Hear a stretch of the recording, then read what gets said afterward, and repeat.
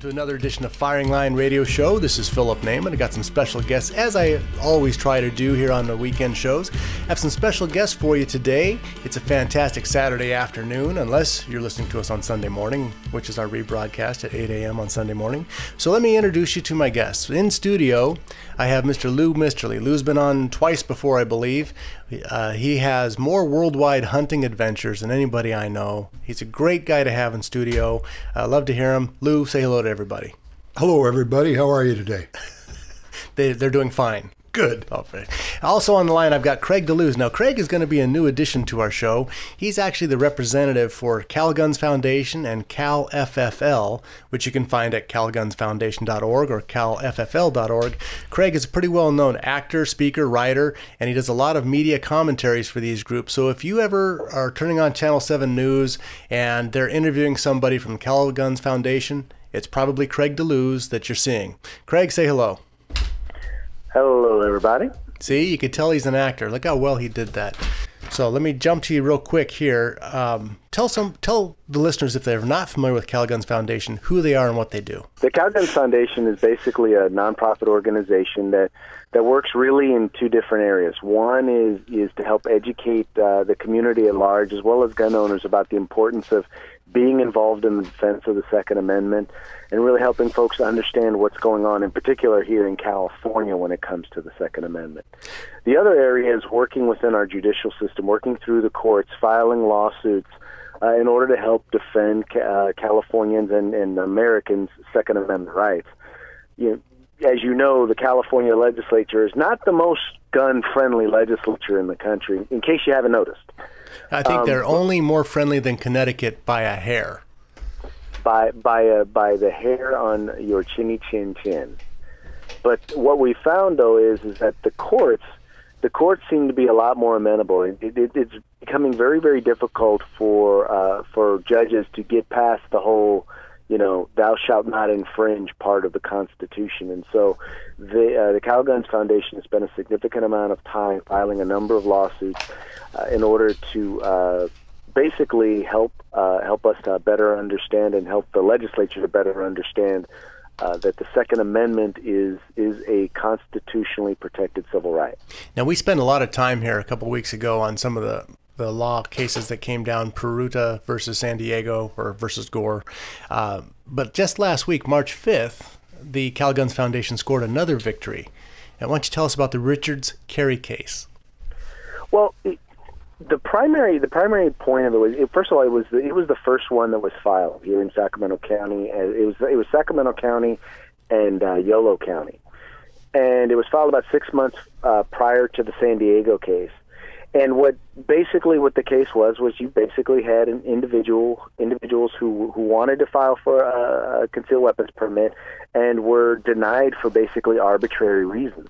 And basically what the court has ruled, as they ruled in the Puerta case, was that having an arbitrary, completely subjective statute or standard as good cause was not sufficient. In other words, what we wound up doing was, and to give you an example, in Sacramento County, they were actually removed from the lawsuit because the sheriff's office basically decided, look, we're going to put together a process.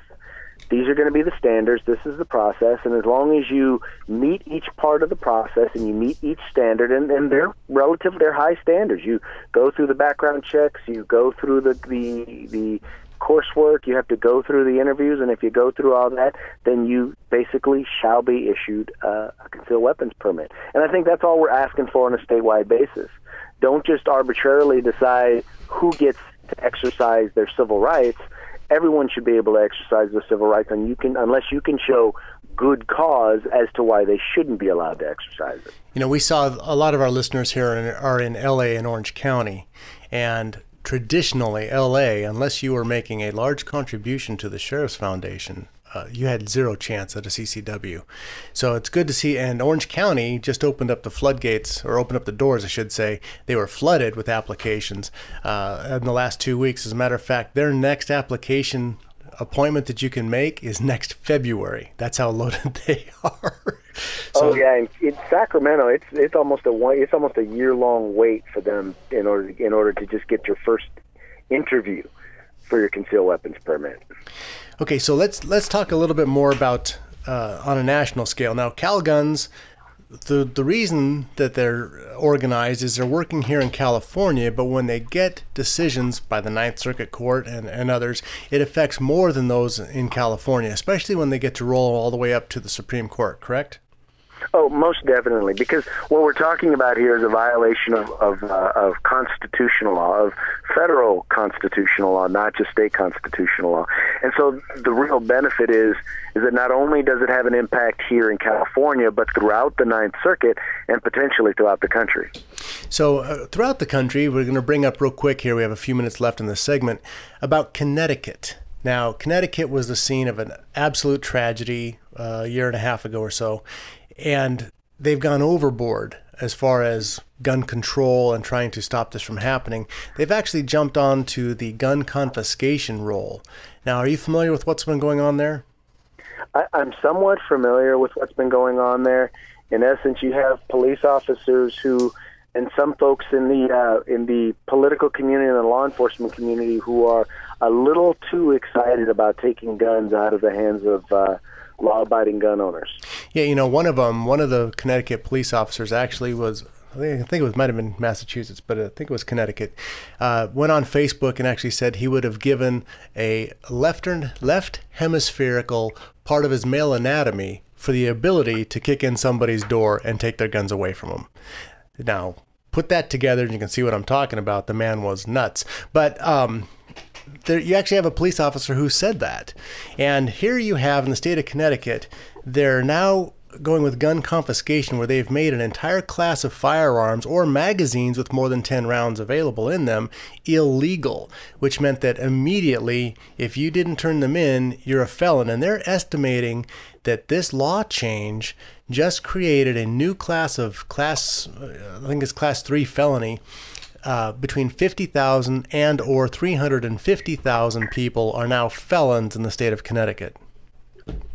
Let me tell you that we had a very similar bill, SB 396, which would have done the exact same thing here in the state of California. Right. And let me tell you, it would have made probably millions of people felons in the state of California.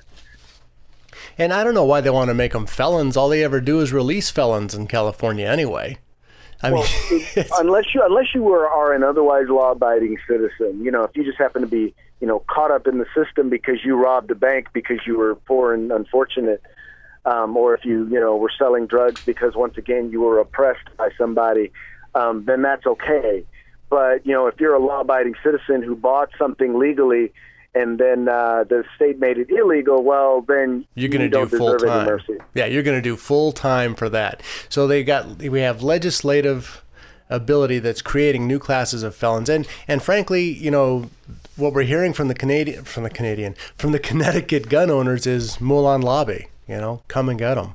We're not turning anything in, and it is everybody who's a law enforcement officer took an oath to defend the Constitution of the United States. And those who are, when you're faced with a law which is unconstitutional, it's your duty to follow the Constitution. That was the oath you took. You didn't say, I'm going to follow every law, every statute that a stupid superior comes up with. Your oath was to the Constitution of the United States, and I applaud those people who stand up and are oath keepers on that, because that's what this country is about. Craig, thank you very much for being with us on this segment. It was a pleasure being with you, and look forward to coming back. We'll have you on next month. Thanks again, buddy. Take care, sir. Firing Line Radio Show. We'll be right back after this.